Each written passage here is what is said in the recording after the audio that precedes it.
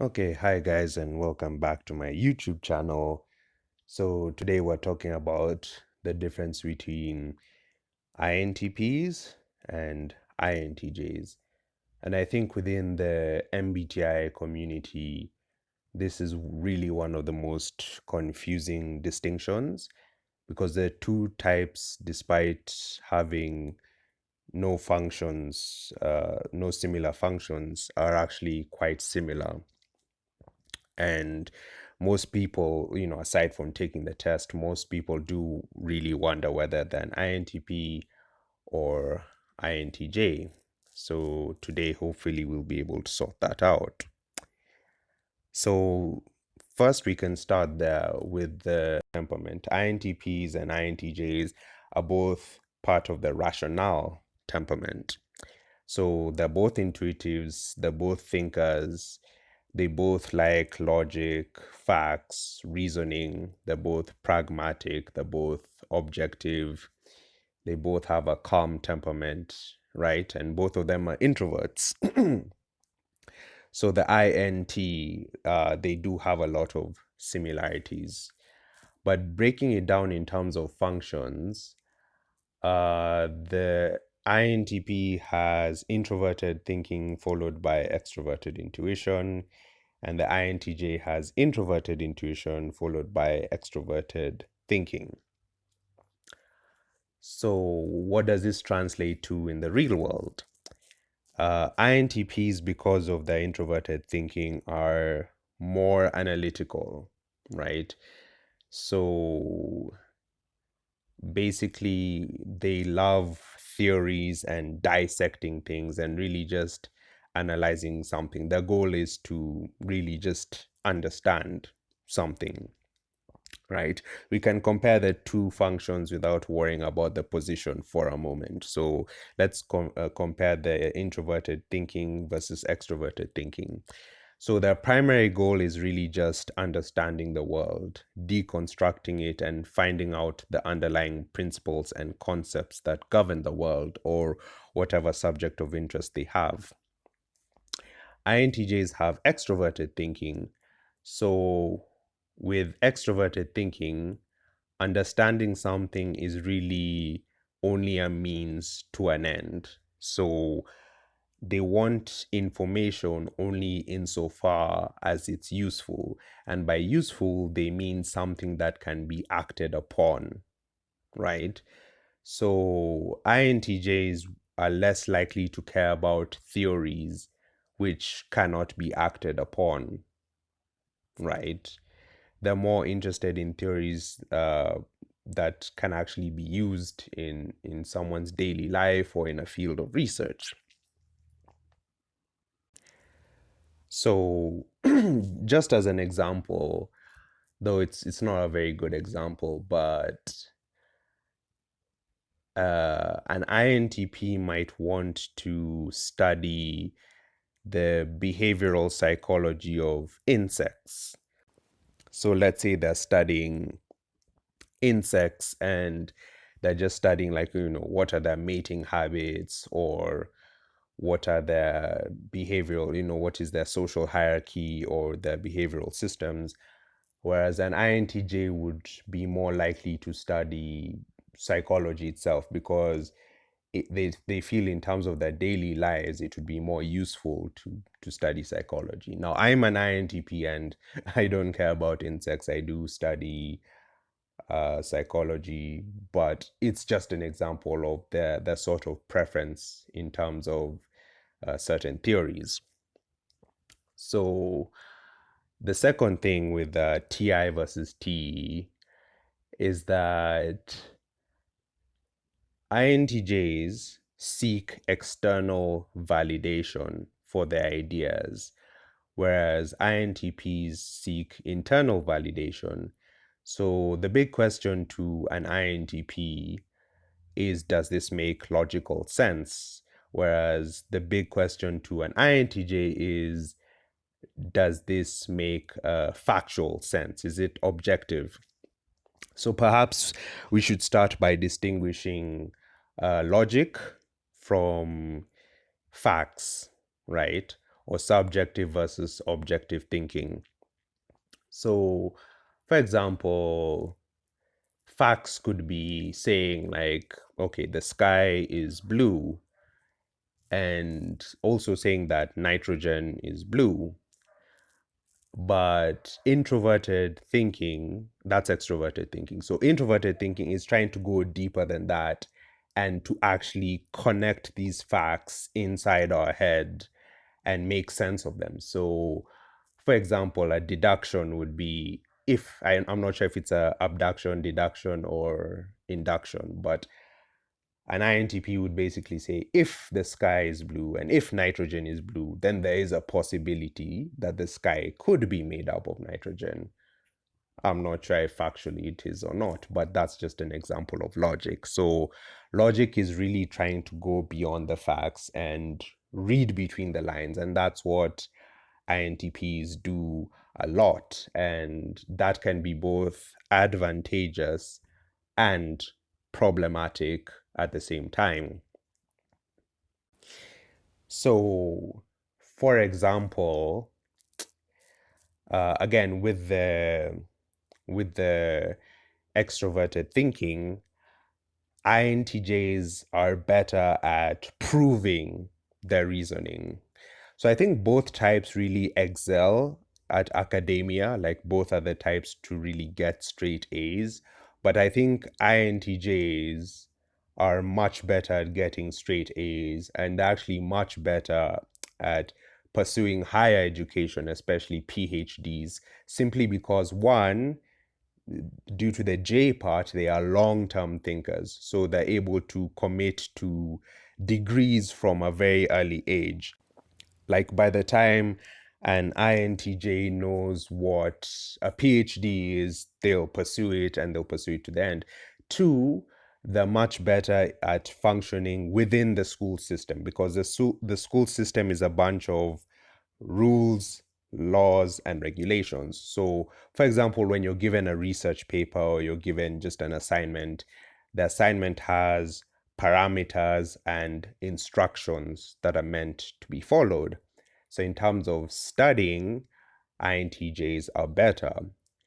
INTPs, on the other hand, they try to look at things more logically, and sometimes that logic can conflict with the external world because the INTPs are dominant, introverted judges. Their dominant function is judging, but it's an introverted one. So if you presented an INTP with a problem, with a research assignment, they might view that assignment and they might question the logic it's based on. It's like, okay, you've given me these instructions, you've told me to research this topic and find 5 reasons why to support this argument and then write my conclusions. So the INTJ will do that. They'll follow the instructions to the letter. So they're better at proving their thoughts externally in a field of academia. But the INTP is more likely to question whether those rules and instructions make sense in the beginning. So here's where it gets interesting. You'd find that majority of scientists are likely to be INTJs, but majority of the scientific breakthroughs are likely to be from uh, INTPs. And we can see this in the list of INTP versus INTJ scientists. And the reason for that is because you see the INTPs are actually questioning the rules. They're like, to give an outdated example, it's sort of like, imagine if you're in, was it Florence, Italy, when Galileo was alive? So there's a university and you're told, I need you to do research to prove that the earth is the center of the universe. So the INTJ will do that research, right? They'll go and they'll say, yes, this is the reason the earth is round. I mean, the earth is the center of the universe. But the INTP will actually question and say, wait, hang on, I think things might be different. I don't think the earth is actually the center of the universe. I think it's the sun, or rather the center of our solar system.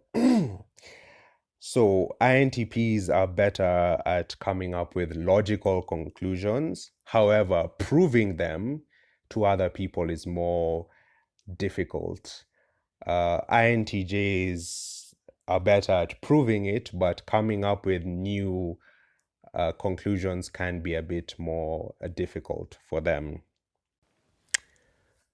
So, what's another example, right?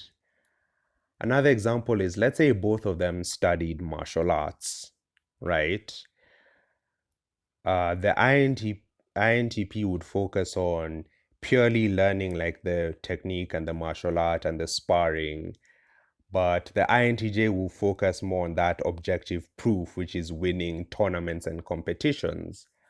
However, there are certain aspects of the competition that don't really have anything to do with how truly good of a fighter you are, like certain techniques fighters use to gain and lose weight uh, during competition. So, for example, you want to try and lose as much weight as possible when you're being weighed. So you get put in a lower fight class, a lower weight class against your opponent, and then you want to gain as much weight after that so you have an advantage.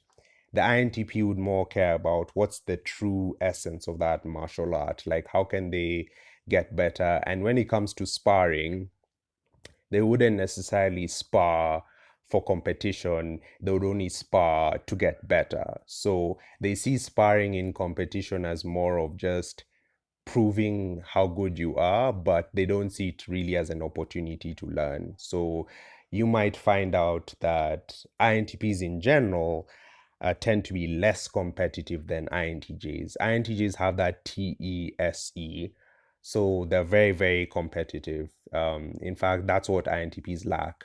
INTPs are seen as sort of um, they're seen as sort of, is it armchair experts or armchair philosophers? So, for example, with debate, I don't know how schools are around the world, but there's usually in our school in Nairobi, there was like a model United Nations for like primary school and high school where it's supposed to model the United Nations where you have debates, you represent countries and you have debates. So an INTP might find that sort of debate system is, extremely structured, and they would more just like to debate someone openly in a free context, right? So yeah, long story short, INTJs do much better at structured competition. And as I said, they're better at proving themselves. So they would have a lot of external proof, right? A lot of external proof for their accomplishments. INTPs are better at understanding things in depth and internally. They might just have less external proof because, as I said, they're less competitive and they're less concerned with proving themselves in the external world. Hopefully, I'll think of better examples by the end of the video. But next we have the feeling and sensing. So INTPs have extroverted feeling and INTJs have introverted feeling. And the difference between the two is again objective versus subjective feelings. So basically, an INTP, even though their feeling is lower than the INTJ, it's still objective. So what that means is take two examples like extroverted feeling. Okay, introverted feeling is like saying I wouldn't harm a cat because I wouldn't want to be harmed, right? But extroverted feeling is more like saying I wouldn't want to harm the cat because the cat doesn't want to be harmed. So it's about this external awareness of other people's feelings. So the problem with INTJs is sometimes they may lack empathy. They might find it difficult to empathize with someone if they don't really see their line of logic. But INTPs, despite, being labeled as aliens or cold robots, actually do have better empathy than INTJs.